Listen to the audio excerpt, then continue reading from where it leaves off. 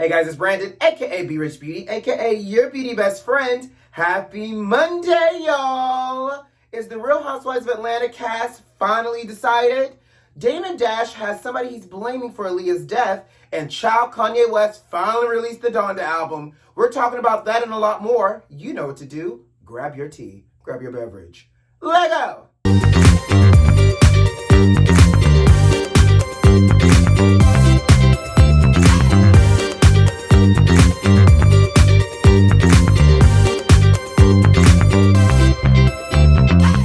Hey beauty besties, how you doing out there, sugar? Happy Monday. Did you guys have a good weekend? I hope you had a good weekend. Whether you was in these streets or laying low, honey, I hope it was good to you. I actually did a little bit of both. I had friends in town. I went out, hung out on Saturday, stayed in on Sunday. So a nice old balance of a weekend. But baby, we're about to have a great week. We got some hot topics today. The tea is hot. So y'all ready to jump into it? Let's do it. You know there's a Chicago couple that's trending right now over their recent marriage.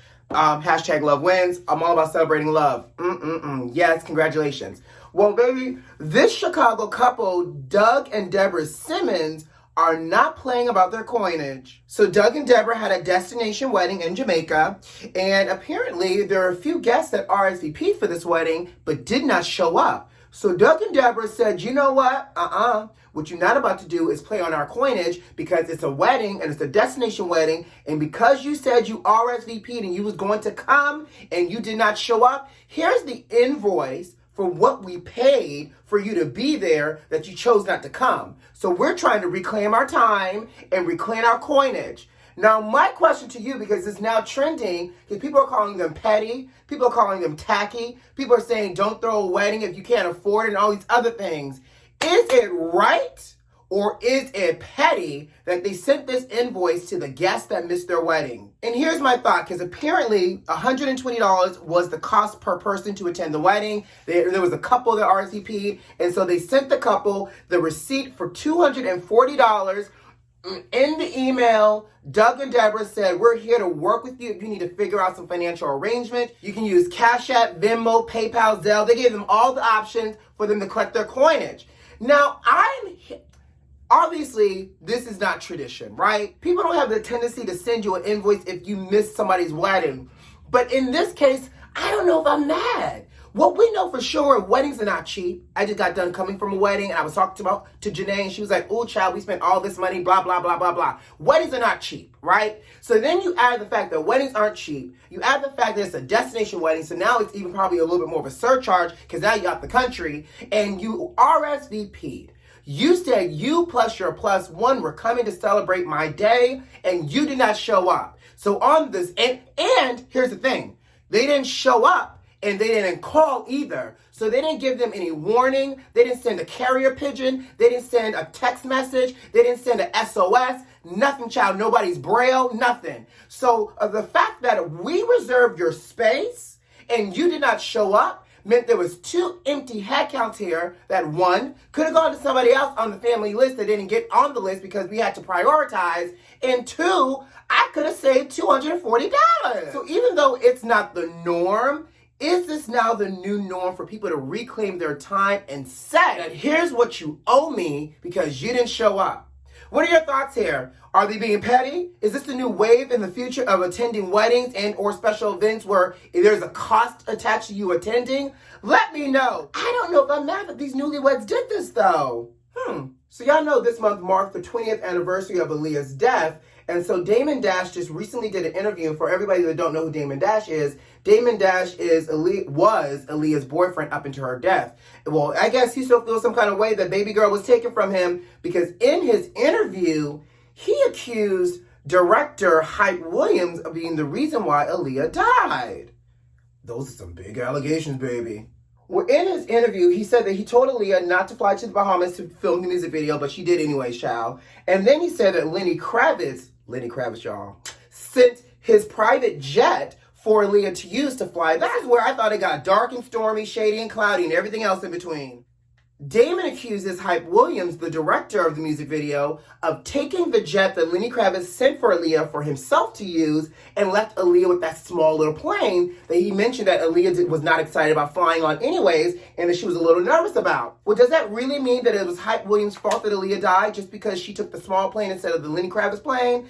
And if that is the case, you got to know, if this story is true, you got to know Hype Williams probably will never forgive himself if he really did take Lenny Kravitz's plane that was intended for Aliyah, and Aliyah took the plane that was obviously the cause of her death. So I don't know. Ooh, but Damon Dash is telling all the secrets, child, and we here for it. So according to the words of Damon Dash, director Hype Williams is the reason why Aliyah is no longer with us. Rest well, continue to rest well, baby girl. But baby, if that's not juicy and hot, I don't know what is. Let's move on, though. Well, child, I talked all that mess on Friday for Kanye to just finally realize that he needed to release his album for everybody after his 18th listening party. Y'all know I'm exaggerating. He only did 3. But he finally released Donda. Have y'all listened to the album yet? I haven't, but I'm telling you, why is all the celebrities in their feelings? Chris Brown sent a tweet calling Kanye a ho-ho. A ho-ho is what I said. And then on top of that, had the nerve to delete the tweet, and the word on the street is Chris is upset that the song he did with Kanye is not on the album. That's the reason why the kids are saying Chris sent that message, but who's to say? And then you got Soulja Boy tell him all deep down in his bag of feelings, posting his entire text thread with Kanye child for us to view, because he upset that he got left off the album as well. Now, Kanye is also saying that the label released the album without his permission, and Kanye is upset about that. Sir, you gave us 3 listening parties. At some point, you needed to release the album. So whether or not the label did it without your permission or not, sounds like to me, you was overdue for this album, and they just said, you know what, we got deadlines to meet, and we got money to try to be made, so they released the album without him. But everybody's in their petty betty bag of feelings over not being featured on this Donda album. Apparently, this must have been the album of the year in order to be featured on. Child. Not to mention, this thing has like 20-something songs, so Kanye went old school. We're not going to get another album from Kanye for the next 10 years, child. All right, my Real Housewives of Atlanta fans. According to Tamara Tattles, the blog site, they have confirmed who are going to be the full-time peach holders for season 14. Y'all ready for it? Candy, Portia Kenya, Sheree, Marlo, and Drew.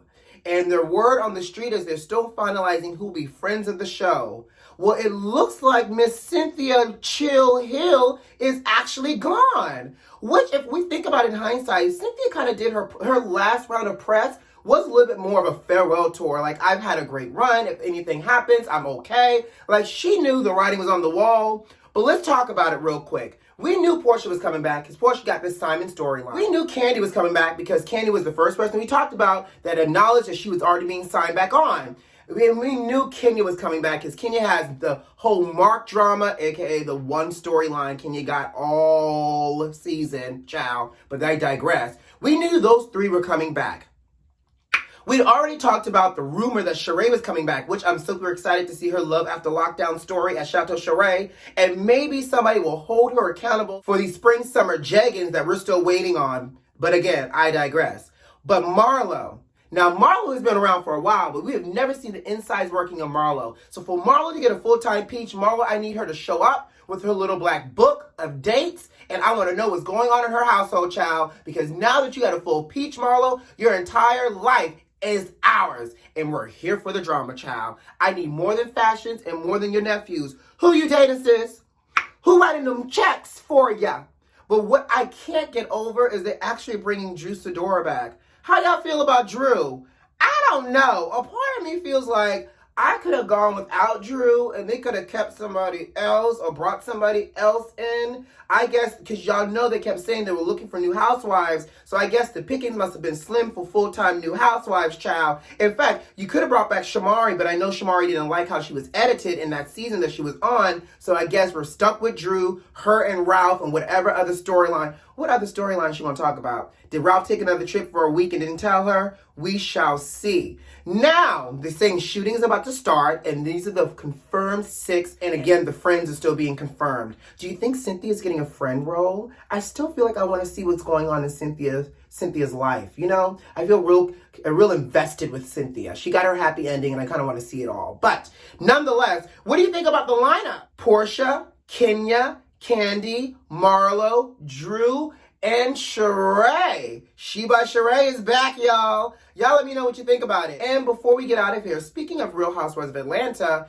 it came to all of our knowledge over the weekend that Nene Leakes has acknowledged that Greg, her husband, is not doing well. So for those that may not know, Greg fought cancer, beat it, and now the cancer is coming back. And so, you know, Nene has her lounge in Atlanta called Lanithia Lounge. And so what happened was a video went viral because Nene got on the microphone and she acknowledged that someone said that she was being rude and someone was upset that she didn't wish them a happy birthday while they were visiting her lounge. Nene, while she was on the mic, asked for grace and mercy because she said, basically, you don't know what people are going through. She goes, you know, while you're calling me rude, she goes, please pray for me and my son while my husband's at home dying with X amount of days left to live. And I have to still come here and you calling me rude and you don't know what we're going through as I'm watching my husband transition to the other side.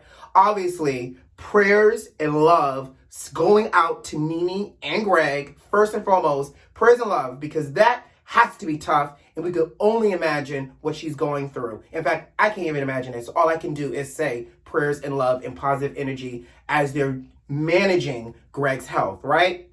First and foremost. But then I couldn't also help but think this, and I hope, and this might be unpopular opinion, but I have these conversations because, you know, these are things that come to my mind for us to talk. I get it. People show up to Lanithia Lounge because they have the hopes of seeing Lanithia, right? They want to see Nene. It's her name on the building. It's her baby.